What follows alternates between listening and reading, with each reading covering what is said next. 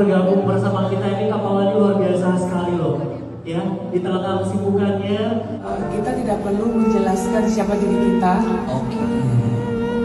Orang yang mencintai kita tidak butuh itu. Orang yang membenci kita tidak akan percaya itu. Jadi apapun itu kita lakukan, kita hanya bersandar oleh Allah. Mau apapun kondisinya, apapun masalahnya, kita serahkan kepada Allah dan kita bersyukur. Bukti perselingkuhan Paula Verhoeven. Diduga tidak sah, Baim Wong disebut cari-cari kesalahan gegara mau ganti istri sidang perceraian.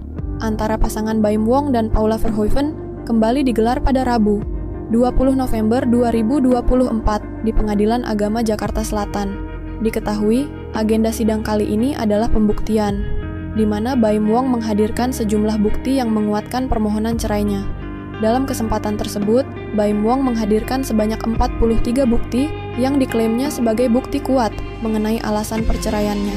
Bukti-bukti tersebut berupa rekaman, chat, dan berbagai dokumen lainnya yang diduga berisi aib Paula Verhoeven. Alhamdulillah, penyerahan bukti sudah semua saya lega. Saya nunggu banget hari ini. Karena bukti itu yang paling penting, sampai akhirnya saya keluarin di tempat yang tepat, ungkap Baim.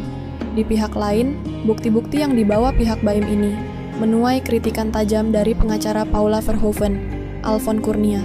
Menurut Alfon, materi dari Baim itu tak membuktikan apapun. Di situ tidak ada terbukti apa-apa. Bisa dikatakan saat ini kami menolak, tegas Alfon.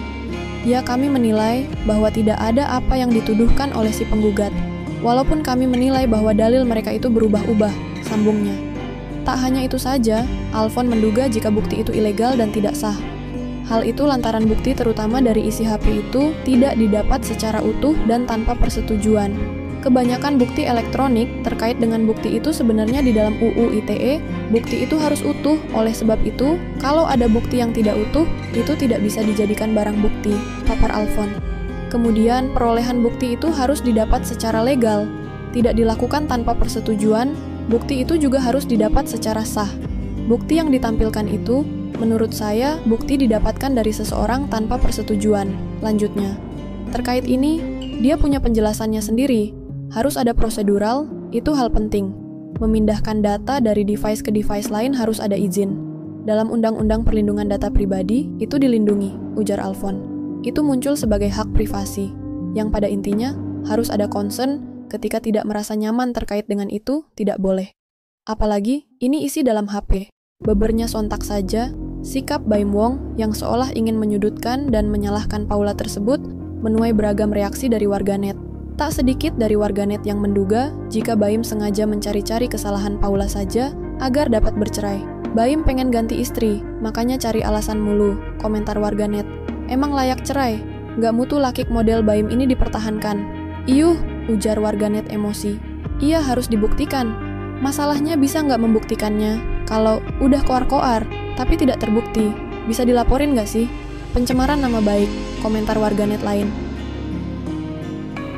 Di pihak lain, bukti-bukti yang dibawa pihak Baim ini menuai kritikan tajam dari pengacara Paula Verhoeven, Alfon Kurnia. Menurut Alfon, materi dari Baim itu tak membuktikan apapun. Di situ tidak ada terbukti apa-apa. Bisa dikatakan saat ini kami menolak, tegas Alfon. Ya, kami menilai bahwa tidak ada apa yang dituduhkan oleh si penggugat.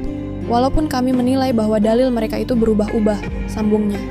Tak hanya itu saja, Alfon menduga jika bukti itu ilegal dan tidak sah.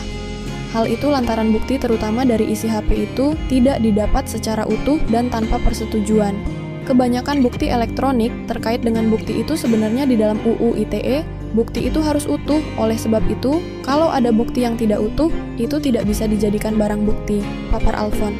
Kemudian, perolehan bukti itu harus didapat secara legal, tidak dilakukan tanpa persetujuan. Bukti itu juga harus didapat secara sah. Bukti yang ditampilkan itu, menurut saya, bukti didapatkan dari seseorang tanpa persetujuan. Lanjutnya, terkait ini, dia punya penjelasannya sendiri. Harus ada prosedural, itu hal penting. Memindahkan data dari device ke device lain harus ada izin. Dalam Undang-Undang Perlindungan Data Pribadi, itu dilindungi, ujar Alfon. Itu muncul sebagai hak privasi, yang pada intinya harus ada concern ketika tidak merasa